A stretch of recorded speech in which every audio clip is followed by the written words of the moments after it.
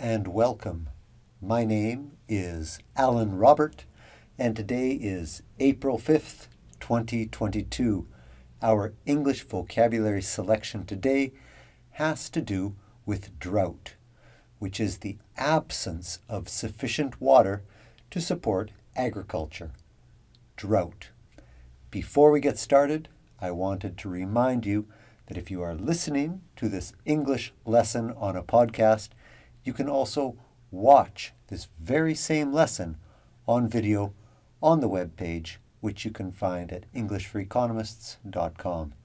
You'll also find the full script too, so you can review the vocabulary and do some focused reading. For now, you can access these lessons absolutely free, so please take advantage of that while you can. EnglishForEconomists.com. Okay, let's get started with the vocabulary. You'll need to know at least some of these words if you want to be able to talk about drought. Listen up. Drought. A long period of low rainfall, leading to a shortage of water. Desertification. That's the process in which fertile areas become increasingly arid and less productive. Soil. The black or brown upper layer of earth where plants can grow. Arable land. That is land that is suitable for growing crops. Ranching. The activity or business of breeding cattle. This takes place on a ranch. Hay. Grass that has been cut and dried to be used to feed animals. Cattle. Now, cattle can mean different things in different countries. The simplest way to think of cattle is that it's like the plural of cow, and it is used to talk about cows as a collective idea. For example, we talk about the cattle industry and cattle ranchers.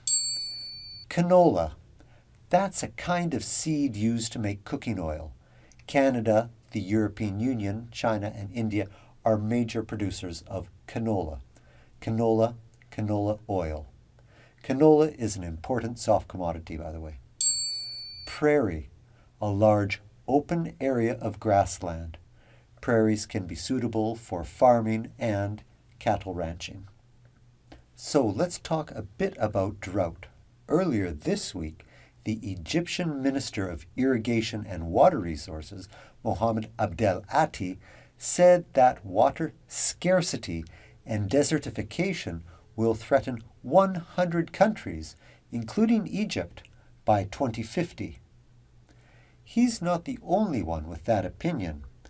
According to the International Fund for Agriculture Development, IFAD, and I quote, "Drought and desertification threaten the livelihoods of more than 1.2 billion people in 110 countries. The problem is particularly acute in sub-Saharan Africa and Southern Asia. Land degradation leads to a greater competition for the increasingly scarce resources upon which rural communities depend for their livelihoods and survival." Drought and desertification are serious issues, and the poorest nations will face the largest problems, since drought directly threatens their food security. But episodes of drought and desertification is global, and richer nations are also being faced with new challenges. For example, last year, hot temperatures and little to no rainfall affected Canada's prairie provinces. On these grasslands, ranchers raise cattle and farmers grow wheat and canola. The impact of last year's drought was severe. Canola production fell 35.4% nationally, and wheat production decreased 38.5%. Conditions this year at least so far, show little sign of improvement. Cattle ranchers are worried. The reason? It is simple. If there is not enough rain, there won't be enough hay to feed their cattle.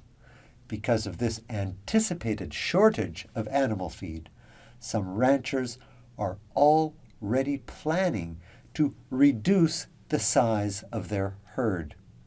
This drought follows multiple consecutive years of below normal rainfall in the prairie region.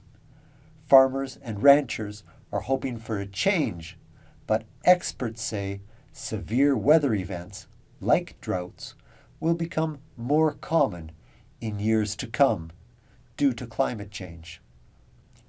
Okay, friends, what do you think of the topic? How are drought and desertification impacting your country? Which measures need to be taken to mitigate the impact of drought? Here's the vocabulary one last time. Listen closely. Drought, a long period of low rainfall, leading to a shortage of water. Drought. Desertification, well, that's when fertile areas become increasingly dry, arid, and less productive. Soil, the black or brown upper layer of earth where plants grow. Soil. Arable land, land that is suitable for growing crops. The soil is good. Ranching, the activity or business of breeding cattle, cows, right? This takes place on a ranch. Hay, grass that has been cut and dried to be used to feed animals. Hay. Cattle. Remember, cattle can mean different things. It's a little complicated. But just think about cattle as the plural of cow, okay? So the cattle industry, it's like the collective of cows. Cattle ranching, okay? Cattle ranchers. Cattle. Canola. That's a kind of seed used to make cooking oil. Canola oil.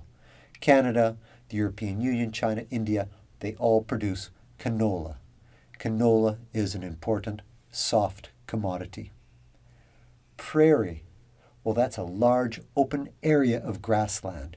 Prairies. Prairies can be very good for farming and for cattle ranching.